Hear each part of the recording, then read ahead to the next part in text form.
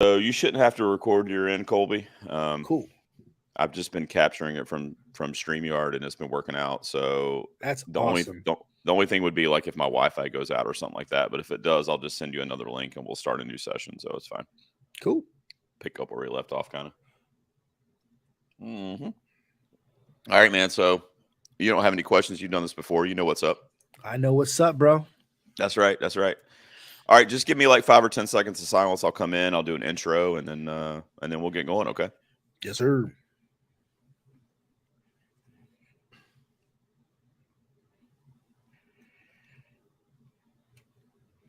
Good evening, ladies and gentlemen. Welcome back to another episode of Two Peas on a Podcast. Of course, Gerald here with you, your host, and your boy is coming along for the ride. It's been, damn, dude.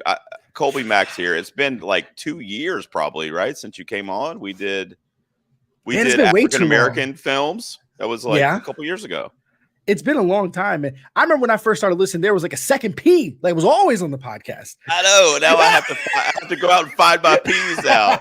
Well, I appreciate you getting like the blackest P. Yeah, the man. lightest blackest P, but still the blackest P nonetheless. It's different than black-eyed peas, you know. That's a different thing. That's a very different thing, you know. Oh man, well, I love you, Kolby Mac, and I'm glad that you finally were able to get back over here on the peas. Yes. And we were just talking before we started recording because, like I said, it's been a couple years. Last time you were on the show, you were in Atlanta, which is actually not too far away from me. Correct. And I'm like, cool, man. We'll get up. We go to some of the same film festivals. Like, well, you know. And then I wake up one day, you're in California. So now you're out we west. missed each other. That's when I was like I went to 919, and that was like the 1 year where you didn't go.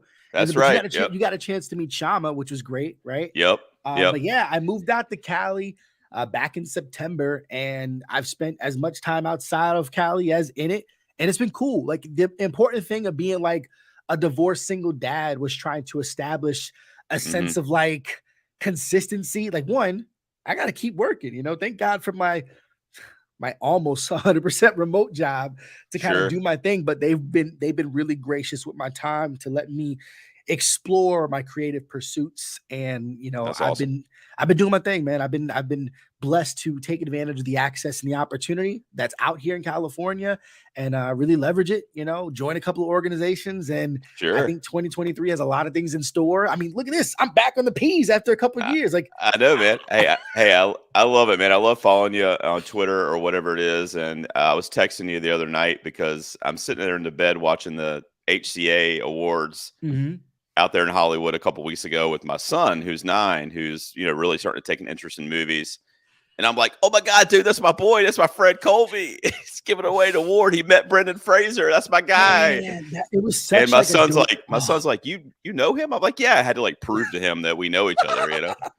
No, I mean, it was such a cool night. Like, shout out to HCA and the organization, such a diverse body of like film critics and pundits and stuff like that. And I legit met heroes of mine, folks who were the reason and inspiration why I gotten to talk about movies outside of like just above average fan sense, right? Like, I grew up in the early YouTube days of like Screen Junkies and movie fights and like seeing John Roca face to face. And I said, yo, bro, literally, if it wasn't for you and Scott Mance and Dan Murrow and like, yo, like of all those guys, like I would have never really got into this. And it was just really great and completely surprised. One, I was blessed to be able to have the opportunity to present Best Actor, you know, at the HCAs. Man. And I had no clue who was going to win. They asked, do you want to know? I was like, nah, I wouldn't be a surprise. But like, are they here? They're like, yeah. So I was like, okay, I know that Colin's nominated. I know Austin's nominated. I know Brendan's nominated. I know Tom Cruise is nominated. Ain't no way Tom Cruise is in this building. No.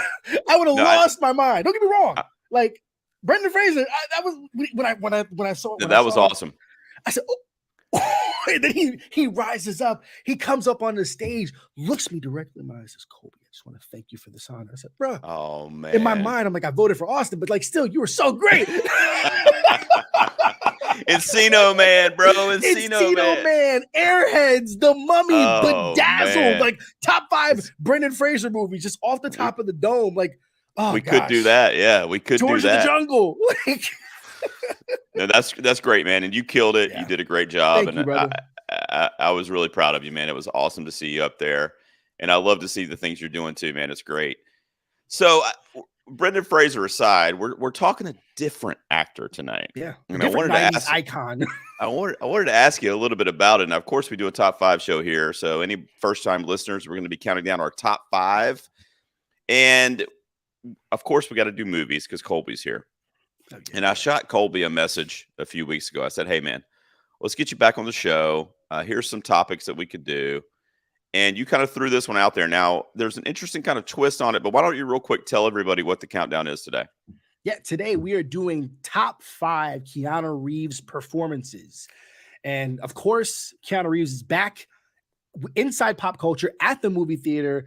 From what people who got a chance to see. So I recognize there's levels to this game, right? Come out to LA, I'm moving and shaking and stuff like that. I recognize I'm on like the lowest level, right? And then there's this. There are people who are sitting here at events, screenings like 3-4 times a day. I'm not there yet, but I'll get there. And they got a chance and been privileged, and probably what some folks catch us on the podcast side for those who are watching live. Thanks for sticking with us. But for those who are going to catch us on the podcast and whatnot, yeah, it's one of those things where like he's got a new movie and it's a 3-hour action movie on a movie that I don't want to say revitalized his career, but definitely took him to a place that no one expected with John Wick Chapter 4. And we said, why not? Why not celebrate what could be the biggest film of the month of March with Keanu? Least. Yeah, sure. At least Creed is going to give him a run for his money, but we'll see. I know. Scream 6 as well. I mean, it's going to be a busy month, honestly, for the movies. But it is. I want to ask you about this interesting kind of asterisk on this, because this comes up a lot when I have, guests on the show that want to do specific actors, right? Or in some cases. And it's always like, is it our top 5 movies that person is in as an entire project, or is it our top 5 performances by that person? And you said you wanted to do performances. Now, I want to ask you, there's absolutely no realm of this world that Keanu would listen to this. But if you are Keanu, I love you. Don't take this personally. Yeah. But I don't think people are sitting around discussing how established of an actor he is as far as like the acting prowess. Correct. It's more about the charisma and the name and kind of like the personality. But I don't know. Do you get what I'm saying? I'm not trying to be mean or rude to him, because I love him. Obviously, we're doing this episode.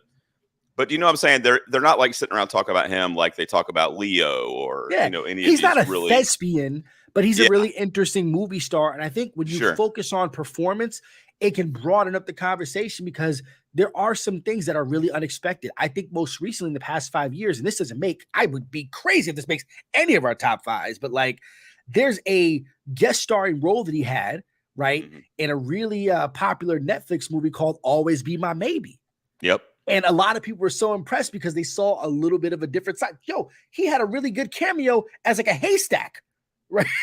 You know what I'm saying? So it's like, that may not come up in the conversation, but could be really, really colorful, right? So it's gonna be interesting to see, especially you and I, as like, as a Gen Xer and a Zennial myself, right? Sure. The way that we've grown up with Keanu. People know Keanu like post, The Matrix. We knew him way before that. Yeah, well, what's interesting about Keanu Reeves, when I was kind of doing my research for this list, when I knew you wanted to do it, is that there's specific, and I don't want to mention them because they're going to be on my list, but there's specific roles of his that are like almost like they were written for him based on his sensibility, based on the way his mannerisms and speech and that kind of thing. And then there's other roles where it's like, why did they cast him in this? He's not the right fit for this. Oh, like in Bram Stoker's Dracula? Thank you very much. Do you know the story behind why he was casting that? Actually, I don't know. So keep in mind, Winona Ryder was dating Johnny Depp at the time, but Johnny Depp was not as big of a name as Keanu Reeves. So Winona was like, yo, even though I respect you, stuff like that, but we got to get Keanu for this role. I was riddled with fear. I'll never forget that, bro. It was one of his worst performances in Bram Stoker's Dracula. I'm like, dude, what did Coppola see? Bro. He saw dollar signs, bro. That's all he saw. Yeah, you're probably right. But, well, when you were doing your research for this, so that's kind of like my little caveat was like, there was 2 or 3 roles where I was like, God damn, he was perfect for this. Yeah. But I feel like he was almost kind of playing a version of himself, if that makes sense. Yeah. But when you were doing your research before we get into our top fives, like, was it easy for you to kind of come up with your 5 favorite? Oh, one of the easiest top fives I've had in a while, which is Okay. interesting just because like I've married the performance to the film and it just happens to kind of both work for me. And Keanu Reeves is one of those actors where like with regards to heroes, right? Like I grew up with so much of what the iconography of Keanu Reeves is that like him, Denzel, Tom Hanks, Tom Cruise, like that's just all that I had in the late Mhm. 80s, 90s, and even early 2000s, you know? Yeah. And I love the fact that Keanu, he's done a little bit of everything except for just straight out comedies, particularly. Yeah, and he hasn't done, correct me if I'm wrong, but he hasn't done any of the big Marvel or DC stuff, right? Like, he hasn't been in any of that stuff, right? So it's I don't interesting. I don't think. know if this is going to end up your top five. He had Constantine. Oh, yeah, he did I'm have John Constantine. Constantine, asshole. Yeah.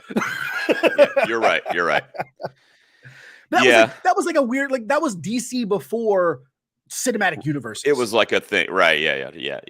But I Yeah. remember there being a discussion about him a couple years ago, I feel like, Mhm. joining the MCU or doing something in the You know, MCU, but I I didn't feel think like that he's a ever happened. name that I feel like it's one of those things everybody should get their chance to shine, like in the Sure. DC or MCU banner, right? I don't know what role would be fitting of him, right? I think it'd probably have to be one of those like cameos, like what Russell Crowe got, or like what, like Maybe a villain, man, like some kind of one-off oh my villain too. gosh, if he's just like, I mean, so like they were talking about like him being the villain in the Guardians of Three, Guardians of Galaxy Volume 3, that he would Okay. end up playing Adam Warlock, right? Oh. So it'd be really interesting. Yeah, yeah. I if uniquely, right, he's one of those actors that like doesn't look his age, right? Right. So like he's still got he's still got a lot left in the tank. So I agree. the world is his oyster. Yeah, I love the dude, and I'm glad we're finally getting around to doing it on the show. It's been on the to-do list for a while, and it's fitting right now with the new John Wick coming out, like you said. Yeah. So when this episode airs, I am not good at math at all, but I think when this episode airs, it's about a week removed from the Yeah. release of John Wick, so it'll still be fresh in theaters. And then, like you said, we've got some patrons watching it live as we speak. All right, man. Let's do it. Let's do our top 5 Keanu Reeves performances with Kolby Mac. Kolby, what do you got at number 5, brother? Man, I remember it was a couple of weeks ago, and somehow the topic of like sports movies was coming up, and I was trying to craft this tweet like, yo, if you were able to Right. take like essentially from all the great sports films and build together like an 11 on 11, right? What quarterback would you choose? What running back would you choose? And essentially they could be of any sports movie. Like you wanted to build the greatest team, and I still think that that's something we should be able to do, right? Like I think it would be Sure. really, really good, right?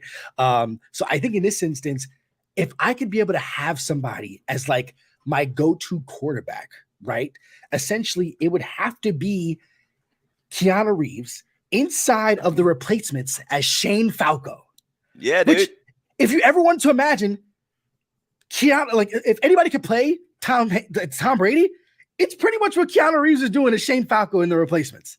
Yeah. It is so good. Like he moves, like everything worked for him. Like somehow I was convinced that this guy was a league MVP. That Gene Hackman was like, so everything worked towards him. I think it was like one of the best ensembles of the late 90s. And it did what I love about sports comedies, especially ones of like that older generation where like it takes the absurdity of all these crazy characters and he's the straight guy, and he's the one that's got to wrangle in all these wild cast of characters. But because of who he is, like it really worked to his strengths.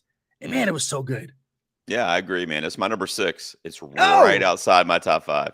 There you go. Very, very close to crossover, but this is just such a fun movie, kind of like turn your brain off movie that you just, and it's so endearing and this underdog story. And yeah, man. I think Keanu fits perfectly too, kind of like what I was talking about earlier, where his personality plays to a lot of these characters, and that's one of them. So great pick to get us started, man. The replacements. Yeah. All right. So I wouldn't mind like a revisit the replacements. Like, we have all these legacy sequels. Like, man, that came out what, 19? Was that 99? Have him be a coach. 2000. Have him be the coach. In my mind, I can't reconcile that film it came out 23 years ago. I know, like, dude. I still say 20 years ago, and I think of the 80s. And I know that at some point that's got to stop. That just you got to fix that. That's definitely 40 years ago now.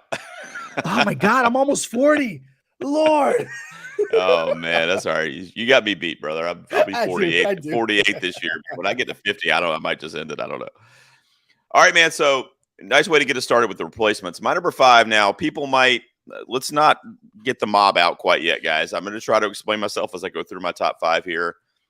But as I was ranking these, I was trying to base it on his performance, which is what the episode's about, not necessarily the movie. And I'm only saying that because if I was doing Keanu Reeves movies, this would probably be my number 1. It definitely would be my number 1 or 2. Ooh. But when we're talking performance, my number 5 is The Matrix. Wow. From 1999. Calm down, all right? So as I'm going through this list, I'll explain. But as we get closer to my 1, each performance I feel like is molded a little bit more to his sensibility, a little bit more to his acting style, if you will. So The Matrix is obviously a sci-fi futuristic thriller that he's amazing in. I mean, he's the one, dude. What are you going to do? And the movie itself is obviously so revolutionary for so many different reasons, special effects, everything. But I just feel like you'll see as we kind of go through my list, like, in other words, each pick is a little more like what I feel like Keanu Reeves is kind of like, if that makes sense. So that's kind of how I built my list. Now, with that being said, like I said, if we were doing movies, this is probably my number 1. It's definitely in my top 2. But I love this movie. I love Keanu in it. I can remember when he was cast in it at first, I was kind of like, I don't know, dude. Like that guy, like the Bill and Ted guy. I don't know. But it worked. And you know, I don't know if the sequels are home runs. I mean, they have good things to them. Good pieces, and as a trilogy as a whole is decent, but this first movie just stands alone as just flawless, man. So I love it. It's my number 5. What do you think? I mean, I've got it much higher, so I will tell you what I think in a little bit. I love it, man. I love it. All right, so a little crossover. I'm sure you'll talk about it again here shortly. Yeah. But go ahead first with your number 4. What do you got, buddy? Man, I was tough on this because, like, when I think of Keanu, he's one of my most well-balanced actors. Like I said, really the only thing that he hasn't done is a straight comedy, like a straight comedy, right? Yeah. Because like even with The Replacements, like that's a sports comedy. It's sports first, and then the comedy begets from that action, right? Mm-hmm. So I had to go with something that like it really feels iconic. I couldn't feel comfortable talking about his filmography and even as a performance. And the thing is like it's not a matter of him being like exceptionally great on like the level of like other actors. I feel like this is one of the biggest stretches in regards to drama that he's ever done. And it helps when you have a multiple time Oscar winner actor in Al Pacino, and that's his work in The Devil's Advocate. Mm-hmm. Great movie. Great movie. One of my favorite movies. It's obviously it's a showcase, in my opinion, for Al. But the fact that once again you have Keanu as the straight man to the lunacy that is Al Pacino playing the devil, right? And you know, trying to see Keanu Reeves do this like weird Florida accent is hilarious. It is funny. It is something that you take away from this movie, but it's kind of endearing, and it works. And he's going for some things, and I always equate Keanu Reeves to a shaken up soda can. It's like he has a certain thing. Let me tell you, he's the most actor that will, like, if you shake it up really, really hard, he will always give you it. He will give you 80% better than 100% of people, but he can't go past 80%. And my boy was on 80% the entire film, and I loved it because he had to keep up with Al. He was riding on 80, man. I love that. I love that, man. He had early Charlize. He had early Charlize inside the film and everything, man. Like, oh man, let me tell you something. Yeah. Trust. Yes. Good movie, but this movie came up recently on my show. Actually, buddy of mine, Brandon Cruz, came on and we did our top 5 movies featuring the devil.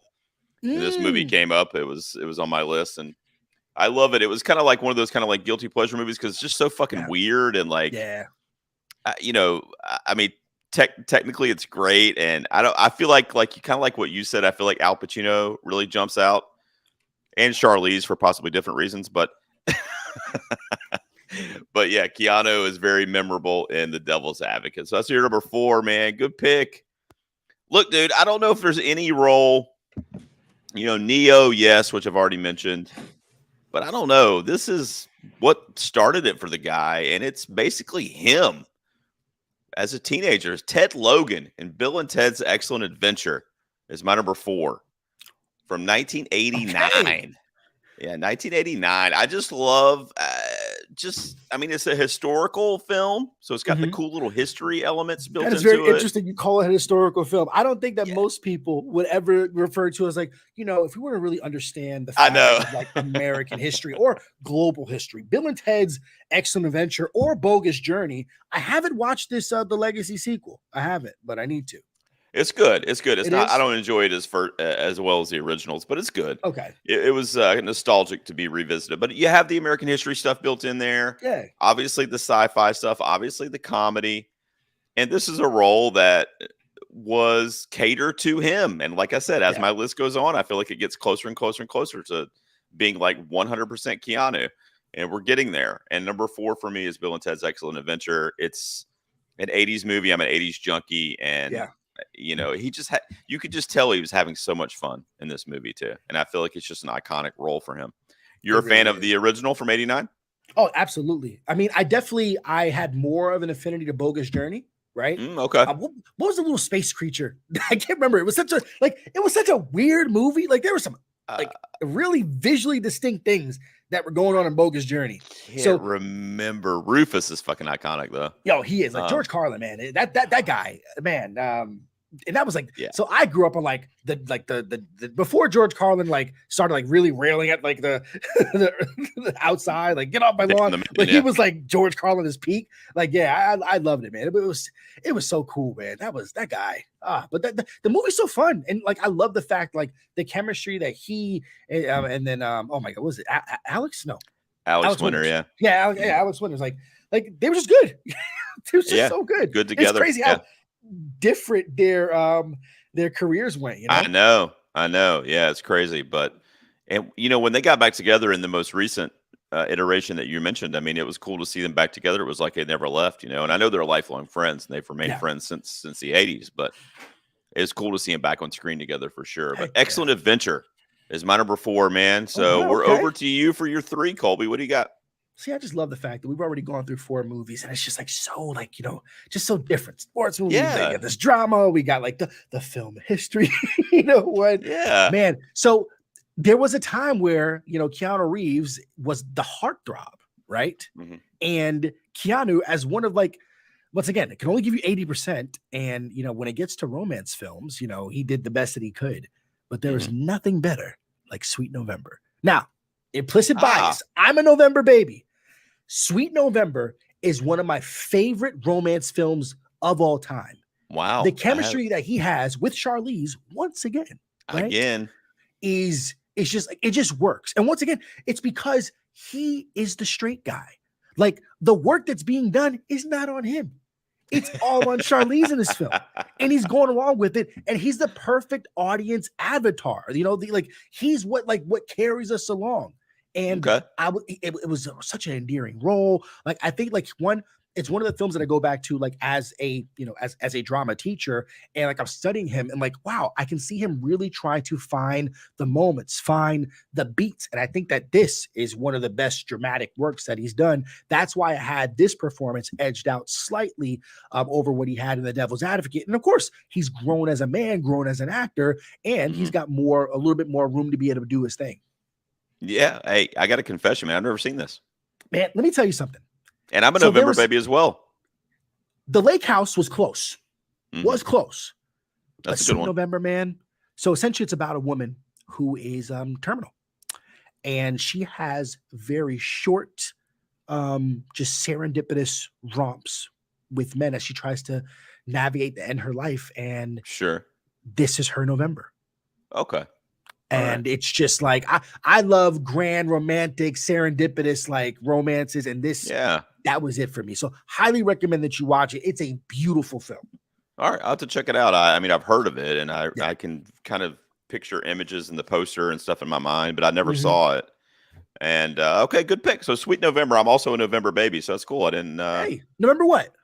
15th. The 7th. Scorpio. Okay. That's Scorpios. Yeah, that's what's up. Okay, so there you go. Number 3, Sweet November. My number 3 is more Keanu getting closer to being just basically Keanu showing up on set. This time as an action star. There's a bomb on the bus, guys.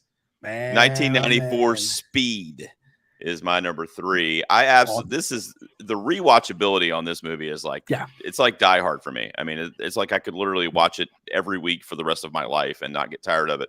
It's just so action packed, so like mindless fun at the movies. We were talking about Charlize, but Sandra Bullock here, bro, forget it. Like, there was nobody, there was no quote unquote girl next door. Was blessed yes. to like literally have worked with the best of the best. I think the only starlet that at that time that he didn't work with was Julia Roberts. Was he in something with her? Did he ever work with her? That's actually a good question. I don't know. Actually, I don't know if they've ever been in anything together. Now that you mention it, I don't. Maybe they haven't. But man, well, he made a movie with everybody else. But yes, yeah, everybody else but her. but I love the kind of flirtatious relationship and friendship that they've kind of kept up to over the decades. From I'm talking about him and Sandra Bullock. But yeah, I mean, Dennis Hopper, one of the all-time great villains in this movie, just that villainous kind of like Hans Gruber type role. And it was kind of an answer to the Die Hard kind of like just blew up where this like heist action movie. And, he's doing his like line deliveries. And you were talking about 80%, he's just doing these like life and death situation moments. He's like, there's a bomb on the bus, like just like nothing's happening, and there's just something really charming and endearing to that. And I just, it turned him into an action star. I mean, it really did, and we're talking about John Wick earlier. And I mean, that's, been his bread and butter, at least for the last like 10 years or so. And I think without movies like Speed, he may not have been considered for roles like that. And, he does his thing in this movie, man. A lot of great supporting performances. And like I said, the rewatchability on this is super, super high for me. So Speed is my number 3, brother. And I'm judging by your face, you're a fan of this one as well? I am a fan of Speed. However, because of the small age difference between us, I was a Speed 2 guy. Cruise control. Wow. What? Bro, that's considered like honestly one of the worst movies ever made. And I don't mean by me necessarily. I just mean by the world. So this is the thing. And this is what the new generation like misses is that they miss the power of cable television. Speed 2 was always on. That's awesome, bro. It was always on. So like growing up, I'm just like, yo, this movie is never not on TV. And if my uncle's in the living room, he's not sharing the TV. So we all had to watch it. Even when he falls asleep. Even when he falls asleep, he can tell if somebody changed the channel. So it just has to stay on Speed 2 cruise control. That's the one with Jason Patrick, right? And, Jason Patrick, and it's still Sandra Bullock. She's back. Sandy B, man. She was back. The cruise ship just like slowly, 18 knots, 12 knots. Look, dude, I don't want you to take this the wrong way. I've literally never met anyone in my life that likes Speed 2. And hearing you say that, I'm like, this is the greatest thing I could have imagined. I'm just so happy that you love that movie. Yo, because it's definitely a bad film, but it's such a fun film. So yes, I've watched the original Speed a couple times, but like there was even a difference because I think they're like 5 or 6 years apart, if not even a little bit greater. So like just what they look like visually, I appealed more to the sequel as opposed to the original. That's awesome. But like you can't. I mean, Dennis Hopper, like he's a classic. I like the chemistry between he and Sandy B and stuff like that. So like yes, I love that. I was thinking about all of the different action films, and there was just a couple more that I had to put above Speed. But I get it, man. I get it. Not mad at that. I get it. I just love the cruise control love tonight. I did not expect that. All right, man. You're up next, brother. You had Sweet November. You're 3. What is your number 2, my friend? Man, number 2. It's so hard because we're in the, what's coming out this March is John Wick Chapter 4. And what I hear, it's what they're saying. It's one of the greatest action movies of all time. But I remember distinctly that when John Wick Chapter 3, Parabellum came out, I said that, it legitimately is one of the greatest movies of all time. Matter of fact, I said it's the crescendo of action. There you go. Like it's fantastic. It's a roaring symphony riddled with bullets, blood, knives, lost lives. This movie sounds as good as it looks. A sweet balance of all-out action with a cool story that makes JW3 one of, if not the best action movie of all time. That was, I had to look up that tweet that I made a few years ago. Man, that was pre-pandemic. Kolby told me. Yo, let me tell you. And There's everything in that. And once again, what you'll find in my list, he's the straight man. Not only did he find what has worked for his entire career, but they were able to elevate it and accentuate everything to what his is. He's still only giving you 80%. He's not going to go over the 80. When he runs, he can't even run more than 80%. Have you seen that man try to sprint? He can't. Yeah, it's not going to happen. Yeah, no. His knees only move 80%. Yeah. They don't go like the full, there's no full extension on him at all. Sure. Right? You know, so it's like, but it finds a way to accentuate everything around him. And I think with John Wick, like he has with, in The Replacements, inside of Speed, like I'm trying to think, there's definitely actors who just have iconic characters where you just know them. And he's been able to find something else with that. And like, just like what Liam Neeson did in the Taken films, this was his version of Taken. The John Wick films are way better. The first one was a surprise. The second one was just like icing on the cake. Well, this is the cherry on the, I guess you don't put cherry on a cake. They're putting cherry on this cake. Icing, sure. Yeah. But this is just so good. And the thing is, it's like, he doesn't stop. Mr. Vic, like he's Baba Yaga, like he's so cool. So I'll take the performance that he gives, particularly in this film, as the best of the three, until we find out when the fourth one comes out, because that may take the crown. Okay, good pick. I'm gonna be talking about John Wick here in a second. A different film though, but it really kind of represents the series as a whole. To be honest, I haven't seen 4 yet, obviously, but I do love all of them. So I love Parabellum as well. So John Wick Chapter 3 is your runner-up. Yeah, my runner-up. It was hard to not put this at number one, man. I love this movie so much. I feel like, we were talking about The Replacements earlier, and I was talking about Speed just a second ago. I feel like this is kind of a marriage of those two characters. Okay. When he played Johnny Utah in Point Break. There you go. In 1991, a film directed by Catherine Bigelow, later would go on to be an Oscar winner. And I love this movie, dude. This is a surfer heist movie with Patrick Swayze doing his thing. The dead president mask that they wore, and they're robbing banks. And Keanu, again, an action star here, and he gets in and kind of infiltrates the group. He learns how to surf, taught by Lori Petty, by the way, who's great in this movie. And he kind of just gets in the in crowd and tries to kind of solve the bank robberies because he's an FBI agent. And go ahead. Full transparency. Never seen it. Oh God, I don't want to. I know. Anything away then. Oh no, don't worry about it, because I know that that's the crux of what the Fast and Furious films were, right? Sure. Yeah. Sure. It's Point Break with cars. Exactly. It's surfing instead of cars. Yeah. But no, dude, it's so good, man. There's a chase scene in Point Break, and don't forget, this is 91. Okay, and I'm saying this to you as I'm sitting here in 2023. I still think this. There's a chase scene in this on foot. It's a foot chase that is easily one of the best chase scenes in movie history. And I'm talking about cars, buses, anything. It is it's shot so beautifully by Bigelow. They do a lot of their own stunts, him and Swayze in that scene.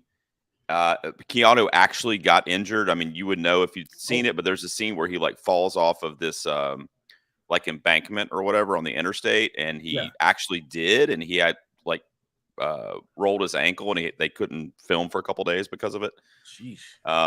But it's just awesome, man. In fact, you should just look up Point Break chase scene on YouTube when we get done and just watch that scene. It's just so awesome. They're running through houses, and kids are playing in their yard, and they're running through their little kiddie pools and shit. And it's it goes on for 5 minutes. It's amazing. So, but his performance, speaking to that, which is what we're talking about, is this surfer guy out in Cali.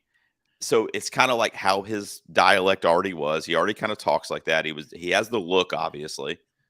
And his kind of matching with Swayze here was such, I cannot believe how good the casting was in this movie. This is the kind of role I'm talking about, where it was literally they wrote it, we have to get Keanu Reeves to play this or we can't make it. That's how well he fit into this role. So I hope you get a chance to check it out. But Point Break is my number 2. By the way, the remake is fucking horrible. I've heard that. I've stayed clear away from it.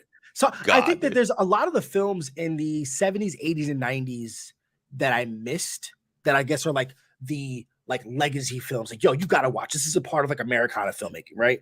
A part of me waits for those to possibly make its way back at like a theater, because I would love to feel and watch that movie like in the theater for the first time. Like I remember like I didn't grow up with The Shining, and I missed the wave of what made that movie it. And I felt like at least capturing that in a theater, like at least, you know, kind of replicate it for me. And I don't want the temptation of being able to pause something I've never watched before because I'm watching on a streaming service.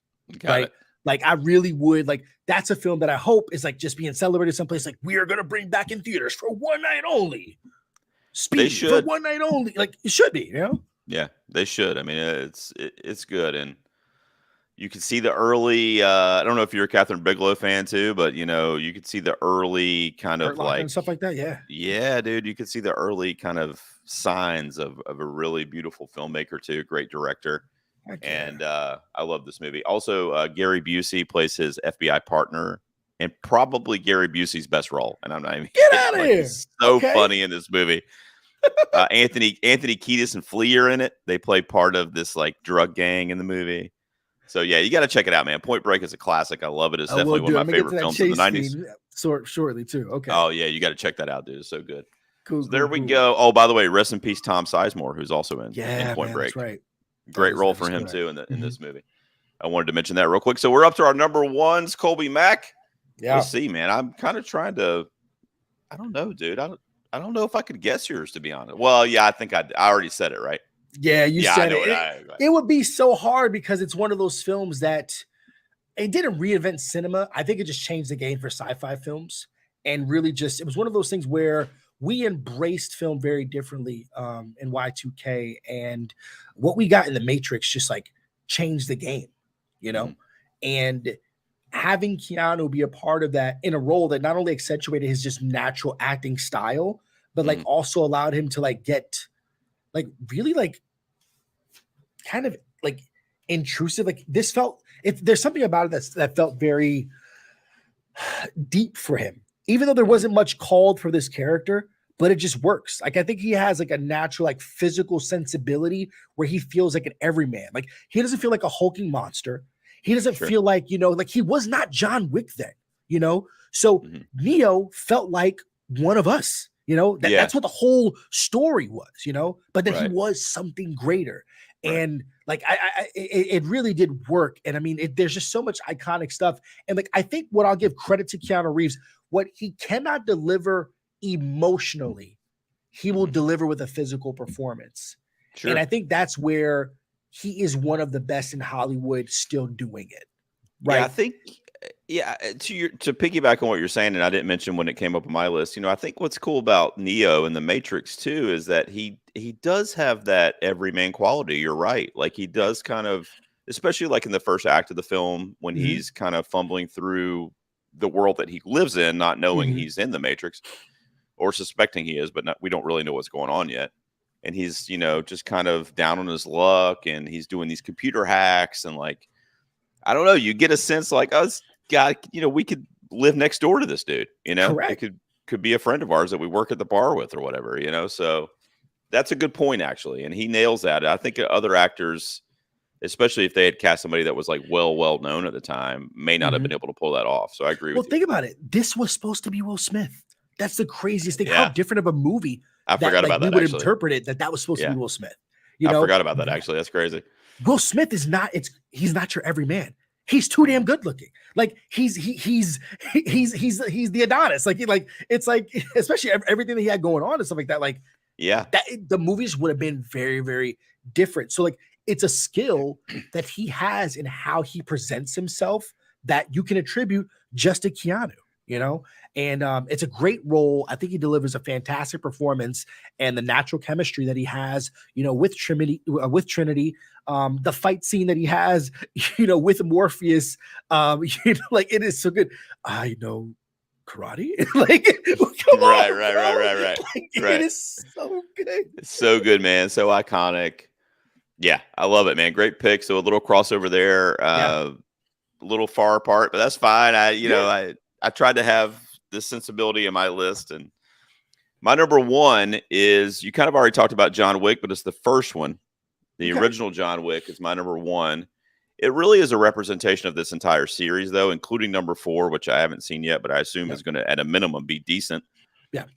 But, he's kind of, and they've already announced they're going to do number 5, and who knows how long it's going to go on, but people are going back to see this character, and I'm naming number 1, and I love it because of the simplicity with the first one. Now, with that being said, I am happy that, Parabellum exists and that 4's coming out, and, that Keanu has this like long lasting, I think all that's great, but at the same time, if they had made 1 and then we never saw the character again, that movie would have stood alone as a very simple, beautiful action film. It was like, you pissed this dude off. You fucking took some shit from him that you shouldn't have taken from him.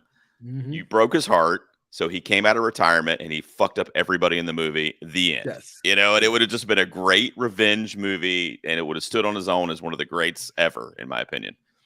Now, it was so successful that, of course, we're getting multiple sequels, and the story kind of elevated from there, and we got a lot of different twists and turns and everything else. So it's a great world that's been created, a universe in the John Wick universe. But I just love that simplicity of the first one. And I also love how we were talking about my daughter earlier, and I introduced her to this movie a couple years ago because she had never seen any of them. And we were kind of catching up on the series. And I love watching that first movie with somebody that's never seen anything about John Wick. Yeah. And just the introduction to that world, and with his pet, and like the whole thing is it's just really cool to watch. And you read it on paper too, and you go, this guy kind of snapped. Like, it's kind of, that's not really that big a deal. Like, what the fuck's going on with this dude? But you watch it and it kind of makes sense. And I think Keanu's performance plays to that a lot, because similarly to what we were talking about with The Matrix, he just kind of sells the fact that he feels just like all of us do. The only difference is he's a fucking trained assassin that can, take care of business. But yeah, I love John Wick in general, but the first one's my favorite. So that's my number 1, man. Yeah, there you go. Who would win on a 1v1 outside of The Matrix? Neo or John Wick? I mean, it's got to be Neo, right? So Neo still kind of retains all that knowledge. I mean, I don't know. That'd be a damn good fight, though. It would be a damn good fight. Want to see it? Want to see it? I know too. Now that you said it, damn.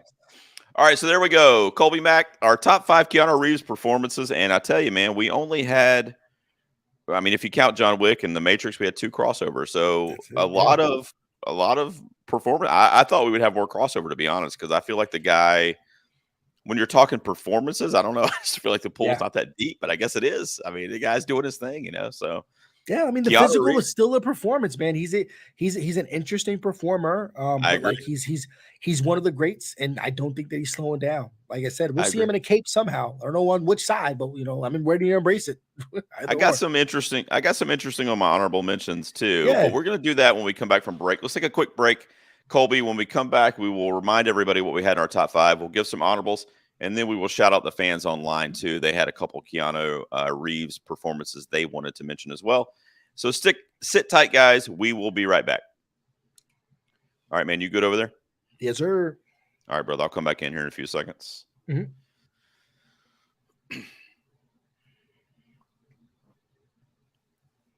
What's up, guys? Welcome back. As I said pre-break, Kolby Mac is here, a longtime friend of the show who has not been back in far too long, but he finally made it over here. And we just discussed our favorite performances from Mr. Keanu Reeves. Kolby, just remind everybody real quick, what was your top 5 again? Yep. So number 5, we had The Replacements. We're playing Shane Falco. At number 4, we had The Devil's Advocate. At number 3, we had a movie that I highly recommend that you watch in Sweet November. Number 2, John Wick 3, Parabellum. Number 1 for me was The Matrix. I love it, man. My number 5 was The Matrix. Number 4 was Bill and Ted's Excellent Adventure, the original. My number 3 was Speed. Number 2 was Point Break. And my number 1 was John Wick. So there you go. Good list all around for Mr. Keanu Reeves. Now, I got 5 honorable mentions here. You've mentioned a few of them, but why don't you go ahead and give me, limit it to 5 or less, but what performances do you want to shout out that didn't quite make your top 5? Yeah. I guess if you're talking about another sports film, one that I kind of grew up with, Hardball pretty much it's your formulaic, coming of age, ragtag group of kids that he has to be able to bring all together. Strike one, caught you by surprise. Strike two. Yeah, sure. Oh man, so he did a really, really good job, bringing those kids together. Most recently, outside we were talking about Always Be My Maybe, but like it's his voice performance as Duke Kaboom. Yeah, dude. In Toy Story 4, right? Yeah, that's him honorables. That was that was a really, really good one. And I do believe, and I gotta take a look, he did play Batman. He voiced Batman, I think. Was that the Lego Batman, or was that was it the Lego Batman? No, not Lego Batman. That was Will Arnett. Who did he voice Batman? I think you're right. DC League of Super Pets. That's it. Yeah, I didn't see that one though. I didn't see it. Yeah. It was good, Batman. It was good, Batman. All right, I'll take it. Yeah. Any others, or is that it? That would be it. There was one that he did. Right. I think it was not Squid and the Whale. It was one. It was an indie film, art house film. He plays like a dentist. Can't remember the name of it, but I remember like distinctly going through it, and I was like, man, that was a really, really good movie. That one sounds familiar too, actually. It does, but he played a dentist. While you're looking, While you're looking it up, my honorables. Go ahead. What is it? Yeah, no, I think it was Thumbsucker. Matter of fact. Oh, okay. I haven't seen that one either. It's not the one I was thinking of. My number 6 would have been The Replacements, which you talked about.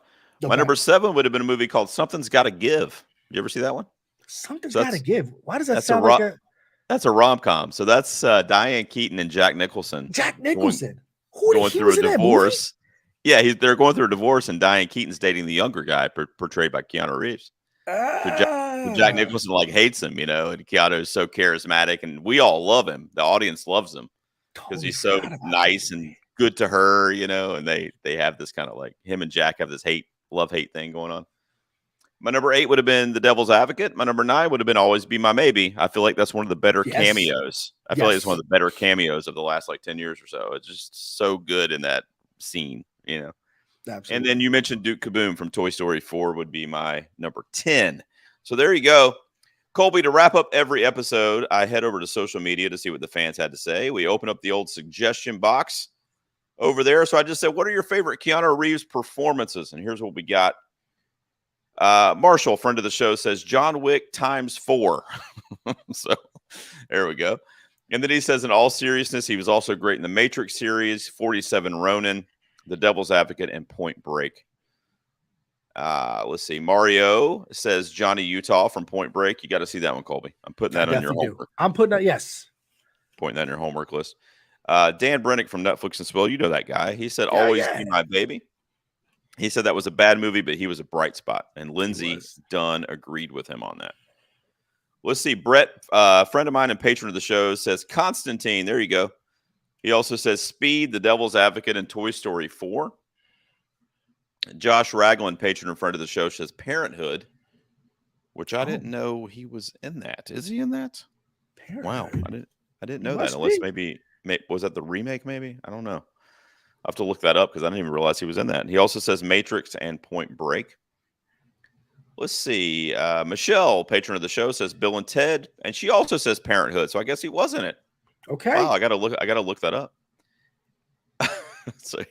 So always count on Julio, but here's Julio's list. His number 3 is The Gift. So okay. His number 2 is Lake House. Like, all right. Yeah. And his number 1 is Bram Stoker's Dracula. I think his number 1's a Troll Job. I don't know. Oh yeah.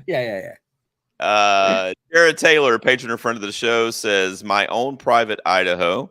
That's a good one from the 90s as well. A good one. Brad, patron and friend of the show, says SpongeBob the movie, Little Buddha, and Johnny Mnemonic. Johnny Mnemonic, man. That was like I missed movies about hackers. And we were so afraid of the internet. That was with good reason. Yeah, remember all the Y2K stuff? Yeah. Oh my gosh. Let's see. Nerdrovert, patron of the show, says Constantine, My Own Private Idaho, and The Devil's Advocate. And let's see. Let's see here. I will end on patron of the show, David Powell. He says, let's face it, we all love him, but he's kind of a dreadful actor. So these are my favorites where I love the movie, and I think he's cast well. It's actually a pretty long list, though. He says Constantine, River's Edge, Always Be My Maybe, Destination Wedding, Street Kings, A Scanner Darkly, The Gift, and Devil's Advocate. So there you Scanner go. Darkly, that was good. That was a crazy movie. Yeah, I was going to.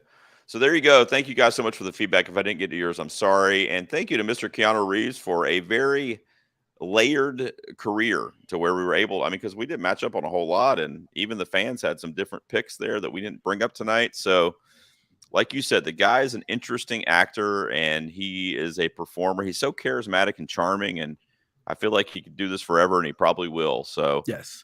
So shout out to Keanu Reeves for sure. Kolby Mac, this was a lot of fun, man. I know you're doing your thing out there in Cali, and you've been busy, especially right now during award season and all that stuff. But your friendship means a lot to me, and I'm glad we've kind of gotten to know each other over the last few years. Why don't you tell everybody where they can find you online and look you up, man, and what you're doing out there?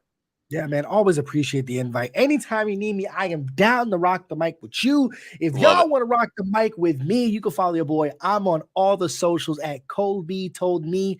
That's KOLBY me on Twitter and IG. And when I'm in the mood to write, you can check out our website for my podcast, Minorities Report, with my guys Shama and Raul at Report Pod on Twitter and IG. And when they ask you where you heard it from, you can tell them Kolby told me. Damn right. Yeah, I saw Shama at the theater when we went to Creed, actually. So we had Creed 3 had a press screening for that, and he works at the theater where we were at. Yeah, I think he just took over. I think he runs South AMC. Point now. Yeah, AMC South Point. He's the GM of it. Yeah, exactly. And it was like that week that he had taken over, and we're we're just chatting with him or whatever. And the girl I was with, Lindsay, another critic, she was like, talking about how she likes the food, but they took this off of the menu. They took that off the menu. And he's like, yeah, he's trying to explain everything and, everything. So the movie starts, and then the guy sends us some appetizers. I mean, he's a great dude, We just had him sit to us, He's a gem of a guy. Yeah, I love that guy. I got to have him on the show too. He's never been on the Peas before, so I'm going to make that happen. I told him. We'll get it together. We'll get a whole pod on the podcast, bro. Let's do it, man. Let's do it. All right, Kolby Mac, I appreciate you being here, man. Like I said, it means a lot, and thanks for joining me for this Keanu Reeves discussion. Always. All right, brother. All right, guys, thanks for tuning in, and we will be back next week. Until then, everybody, take care. All right, man, I'm going to end the broadcast, but don't hang up because it's got to upload your file.